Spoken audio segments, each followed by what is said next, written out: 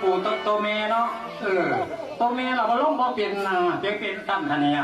ยังมาละหมดทุ่มหนึ่งเจ้าซ้ำซ้ายก็ได้ยืนเอาเงินฟรีซ้ำซ้ายหรอบอกล้อเนี่ยมันทำเย็นพอแห้งได้สิแก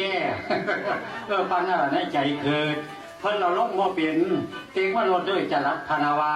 การรับในไผว่ามันคือกันนี่แม่10 คนมาอาจารย์บอกคนวัดรับมาต้องพิกันไปคนละทา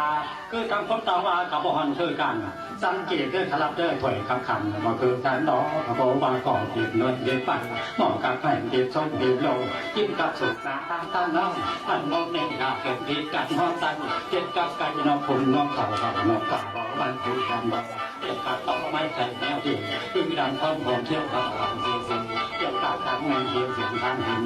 เขาว่านั้นตั้งใจบ้างอายุคนที่ปีตำรำเนี่ยยอมกับแห่ท้องหนองของตัวท่านกับหนวดเลี้ยงบ้านน้องกับจอบแม่หามองนี่มันคือการรบผิดคนสักท่าคือก็บ้านผิดกันใส่สอดกับบอกคนตามความมันถ้าผู้นี้ผู้สร้างผิดคนผิดตาผู้ยังมันลาเป็นเจ้าวางเลยอะไรดับแล้วก็ถ้าเราไม่เอาค่อยเงาความเราขึ้นดับเปลี่ยนเราเพียงผูเพียงคนสาดังเลยผัวนางเห็ดคนซ้อนหันเนี่ยบาดแซงผู้อยู่ทั้งละแหงลูกเด็กลูกตั้มจากป้าผูหรือการกินเหมือนท่านผูปากนั่นเจิดหล่อรู้บอกใส่ว่าบังบังเข้าไปบอกทำพัดตรงแรกเอาไถมาเลยเด้อจะรักพานะมีไหนเพียงไล่ไหลเที่ยวดับเบิลวาวเสียแน่นอนติดทางล้ำเดียวเนี่ยมูเจ้าว่ามันห่อนบ่บักนังรอบไข่แก่เนี่ยมันหาย3 เทียนเลยได้จักเฮียจะมองเด้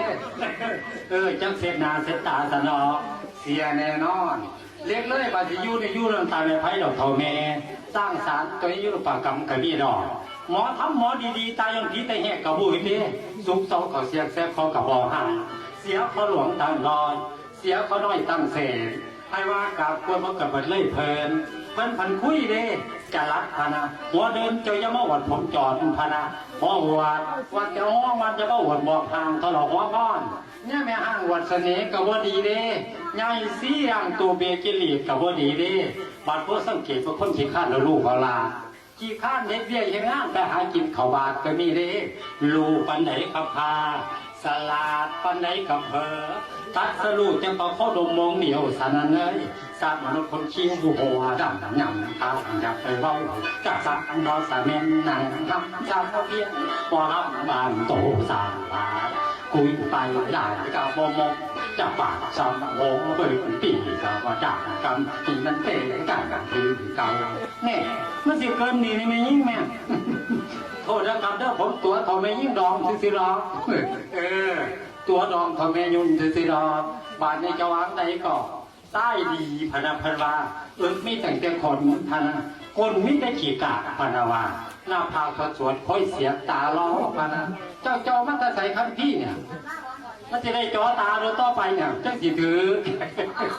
หาเอาไปแล้วบ่แม่นคำพี่จริงมันมีดอกจริงวันไหนวันที่ซ้ายเป็นสร้างเท่าหนา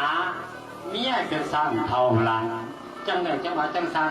ยิ่งซ้ายมีพันปีไปมันคนพยายามผู้ยิ่งเต็มแม่บ้านผู้ใจเต็มพอผ่าประสงค์สามรวมกันเนี่ยมันจะเป็นของถือสิมาว่าแม่เขาสิว่าขายทั้งเจ้าก็ได้ขันไม่ยิ่งดีโอ้พายยอมเนื้ออ่อนหมองเสียงดีลำมองเกียบที่ถึงเนาะโอ้ยเกียบเจ้าสักพูดเรียกว่าเจ้าเมียกับตัวเจ้าไปสลาว่าใครมันก็ขึ้นคอยลึกคำก้อนในตัวอันนี้มันแจ้งโพดพอย่านมันขืนเงินขึ้นเนาะเอาว่าเขาถึงมาด่ากันไปสิว่าอย่าละเอาอันนี้แขกไปแล้วหัวดีก็ออกไปแล้วเมียดีก็ออกไปแล้วเจ้าว่าไหนก็ไส้เป็นนี่แหละไส้ในขนตาลนหนังตาที่เธอเผาไว้ละอันนี้คำพี่เจ้าเด่นเนี่ยคอยจำได้นอนเวียนนับนั้นใดเจ้าเขาความสองเผาไว้ละหรือตัวญาติพี่น้องจะเดเตะหัวคู่เห็นเขามีเงินเดือนกับเจียวเวียนจ่าว้าวคู่ดีนี่บ้าละไหวดีอยู่ได้ล่ะคู่ว่าดีก็มีเจ้าเอาเรื่องคู่ที่ว่าดีพามีคู่ขี่เราเงินเย็นว่าเลสโอ้แม่ไทยเงินเย็นใดเข้าไปยับเอาไว้ละ